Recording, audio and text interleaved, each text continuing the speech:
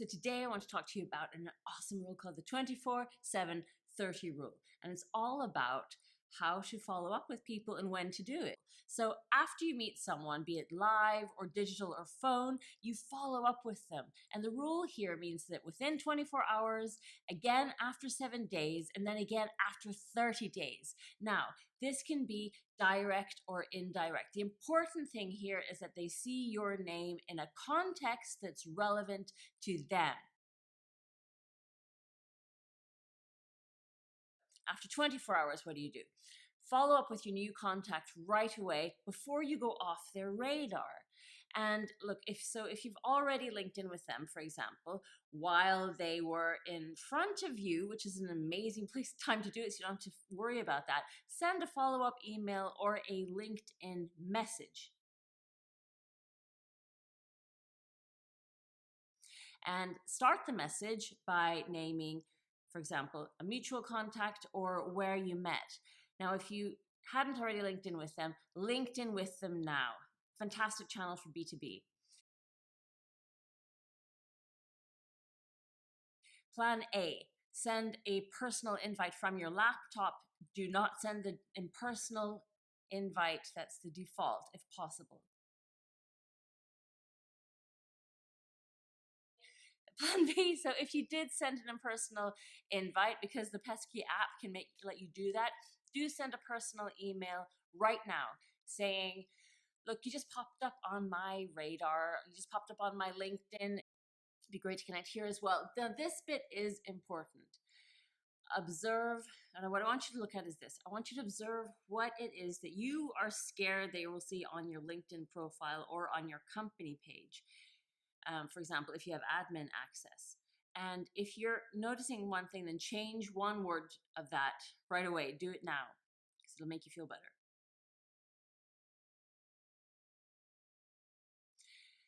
7 days afterwards, if they're on social media, comment on their posts, like what they like, get on their radar. Be where they are and where their customers are. Now, you have to think about this. This is like being at the same networking event. If they aren't on social media, on the other hand, then email them an article their organization just posted or a link to follow up, a discussion from the event that you guys met at. Keep it simple. And if you don't want to email them, then email a mutual contact or post the article online, and make sure that you are hashtagging their organization. Really important. Now it's okay to feel daunted here, and we will be talking more about how to get around that. Do it anyway. You have tons to give, and you will feel good to have taken action. Get a friend in your organization or an advocate of yours to like your post, because you need that social proof to start building. The acknowledgement will make you feel good, and that gives permission to other people to start commenting and liking and so on. Now, when you post, do feel the temperature of the response. It gives you a lot of business intelligence here. Now, 30 days after your contact, observe who is tagging, who is mentioning these people, how they're responding. Now, if there's no direct response, keep going indirectly, because by this point, there will be an upcoming event, there will be another shareable article. Post about it and hashtag them, hashtag their organization, hashtag the event organizers. Email them about it, call them if possible, send group emails including them, or email them with while you CC other people they know. There are lots of ideas here. Do limit how much you communicate though, because remember, you are building both momentum and perception while reducing your risk of mucking it up. Success is in the nuances here at the very early stages when you're getting in touch, especially with VIPs. Now, a bonus link here is that LinkedIn also with people who they know and event organizers in their field. And make sure that they and their network see this if you want them to.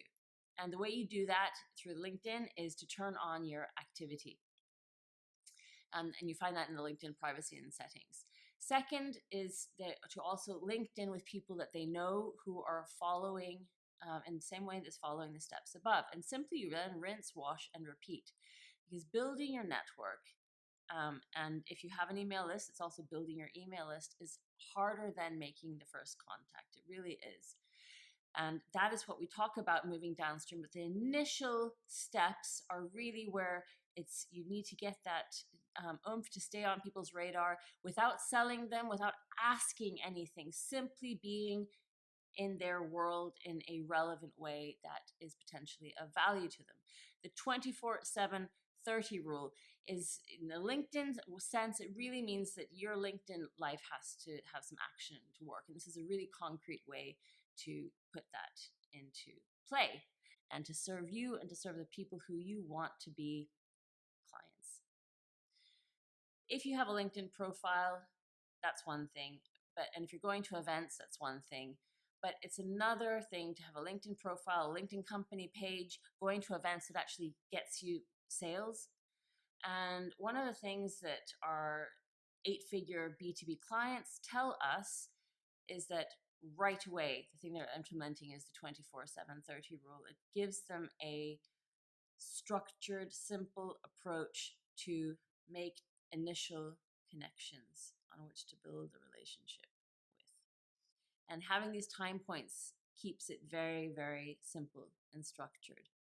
After 24 hours, after 7 days, after 30 days, keeps things simple and moving. Now, the flip side of this is when someone, for example, you met at an event, mentions you or your company in your personal feed or in your company feed, someone from your company or you must acknowledge that. This is the flip side of this. It's a two-way street because this might be a lead. And if you are going to be active in the sales process and active in these channels, you need to commit to action here and you need to commit to doing your bit. So if any of this resonates with you, do consider visiting maryrosehoya.com and finding out more. There's more resources there. My name is Mary Rose Hoya. I am a specialist in inbound marketing and digital marketing, and my team and I help 8-figure B2B businesses create cost-effective sales pipelines. Super awesome. Talk soon.